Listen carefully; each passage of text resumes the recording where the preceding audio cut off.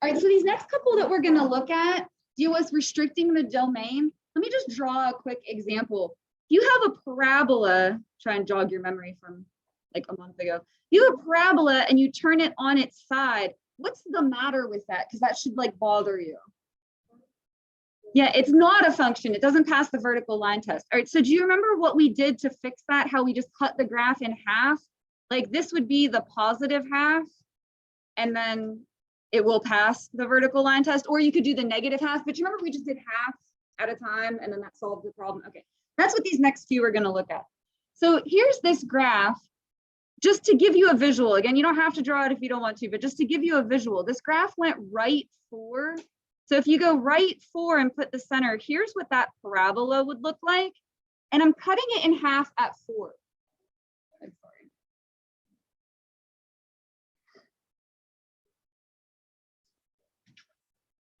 So it went right 4. Here's your parabola at 4. Did I pick the positive half to give you, or did I pick the negative half to give you? Based on this domain right here, the positive half or the negative half?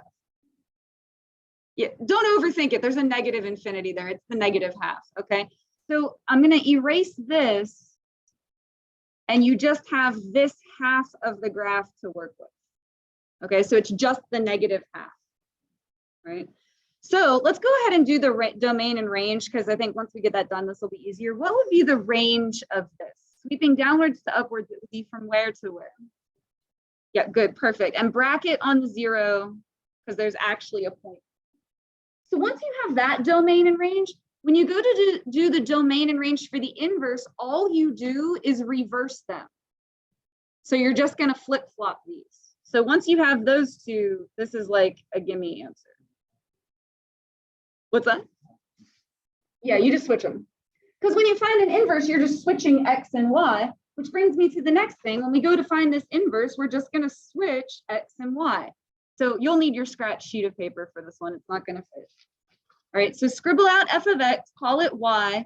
Everything else is going to stay put. We're just going to switch the x and y. So it will be x equals 1/3 y minus 4 squared. And then you're going to solve for y. As a heads up, there's eventually going to be a square root. Usually we put plus and minus, but in this case, you want to choose. Do you want the plus or do you want the minus? And we want the minus. Why? Yeah, we split it to get the negative half. So when we do that, we want the negative square root. All right, first to get rid of the 1/3, we would multiply by 3. So 3x equals y minus 4 squared. Just multiply both sides by 3, then square root. Again, instead of plus and minus, we're going to just put minus. You're making a decision. And then your last step is to add the 4. Usually you see that written out front, so it doesn't look like it's underneath the square root. So when you add the 4 over, and I'm going to put this on the answer line here, it would be 4 minus square root of 3x. So again, you're just making a decision. Do you want the plus or do you want the minus? So for number 11, I'm asking you for the 2 domain options. This graph moved left or right? It moved left 5. So it's getting split at -5. So if you want the negative half, you would do negative infinity to -5. And if you want the positive half, you would do -5 to infinity. It's getting split at -5. Does that make sense? Like wherever that center is, that's where it gets cut in half. So you can either have the negative half or the positive. And that's all I asked you for. You don't have to actually work it out. Just what are the 2 options? Correct. This would be negative and this would be positive. Or you can even think of it this way. Like if you put these together, you would have the whole number line. Like you'd have negative infinity to -5 and then -5 to infinity. You're just cutting it in half there. Yes, sir.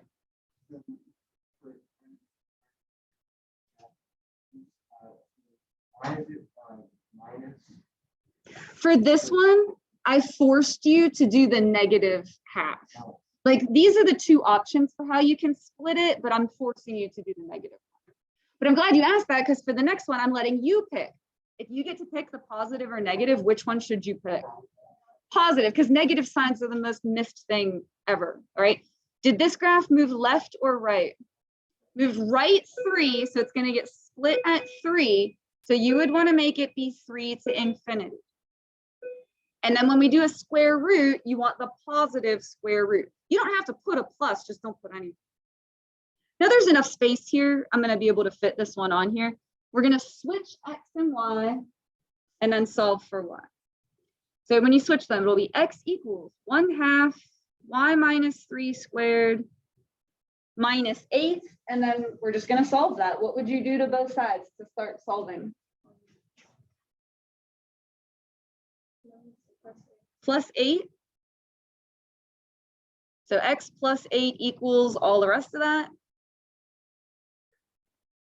And then you want to get rid of the 1/2. That means you're going to multiply by 2.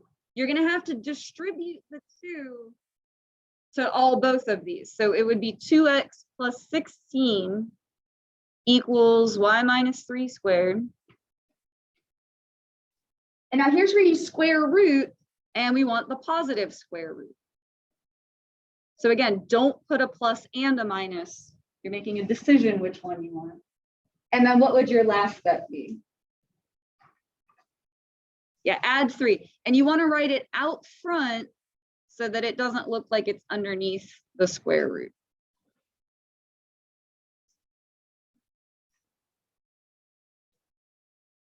All right, 13. Inverse functions reflect over what line? I actually already brought this up. I wrote it in when we did number 9. Inverse functions reflect over what line?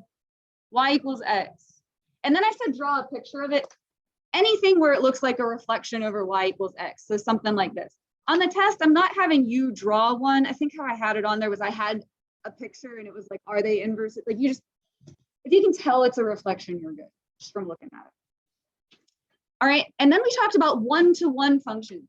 One-to-one functions mean that you don't have to do a domain restriction. It's just gonna work. Like, you know how these ones here, we were splitting it in half? If it's one-to-one, you don't have to worry about that. Like, it's just gonna work.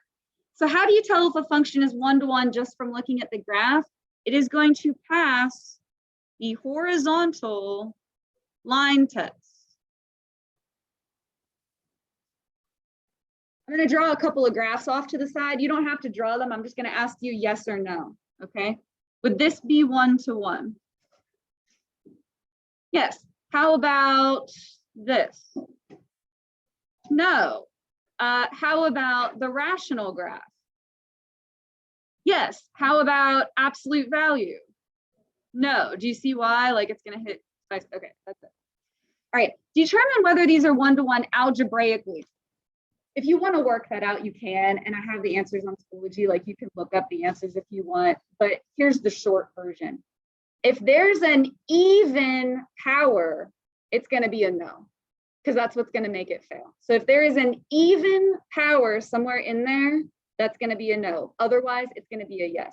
Out of these three, A, B, and C, there's only one of them that's a no. Which one's the no? Good. Do you see the even power in there, the x squared? These others would be a yes. I'm not about busy work if you can get the answer just by doing that. It's not being lazy, it's being efficient. Remember we talked about that. All right, and then the last thing we talked about was the difference quotient. It was f of x plus h minus f of x all over h. Basically, you just remember the formula and plug into it. It's a whole big lot of algebra. So it's tedious, but not difficult. You were here the last day before break. This was the very last thing that we did. Does this ring any bells? So it was like a really fast lesson. I just basically went over that. Remember what it is though, you're finding slope. Remember how you subtract the y values, subtract the x values? In a nutshell, it's slope. This is a huge thing in calculus, okay? This will not fit on the paper. You're gonna have to write it on scrap sheet. So the first thing you do is you plug x plus h into the function. There were a couple of you that weren't here that day, so this is the first time you're seeing it, so listen up. I know we're like very hungry, lunch is almost here, right? You're gonna plug x plus h in for both of these variables. So we'll have 3 times, now it would be x plus h squared, but again, just write it twice. Minus x plus h plus 4. So you plug x plus h into the function. That's the first step. And you're like, wow, that was a long first step. You're going to be okay. I believe in you. And then it's minus the function. So you would do minus and then the whole function in parentheses. So 3x squared minus x plus 4. And then that whole thing is over h. If you don't want to do the over h, I get it. I understand that's annoying. Just don't forget to put it in at the end. If you skip writing that, just make sure you put it in at the end. Do you remember? Is this ringing any bells? I know it was 3 weeks ago. Okay. Now you're going to do a whole big lot of distributing. All right. This would be 3 times. All right. FOIL, x times x. X squared.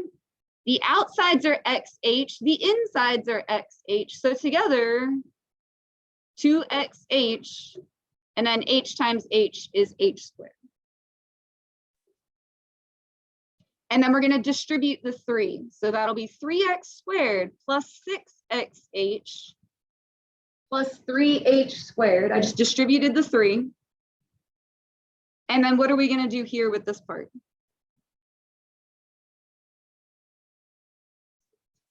Distribute. So it'll be minus x minus h plus 4. And then distribute this negative as well. Now, if you have done your job correctly, here's where a lot of stuff should go away. What is going to go away here? Good. 3x squareds are gone. Here's where you'll catch a mistake too, because if stuff doesn't cancel, you'll be like, oh, whoops. All right, what else is going away? 4s, and then should be one more thing. X's. Whatever's left, which there's not much, you're just going to divide one h out of each of them. So if you divide out an h, what's left here? 6x, good, plus 3h minus, this is a little tricky, but it would be minus 1. Anything over itself is 1. So h divided by h would be 1.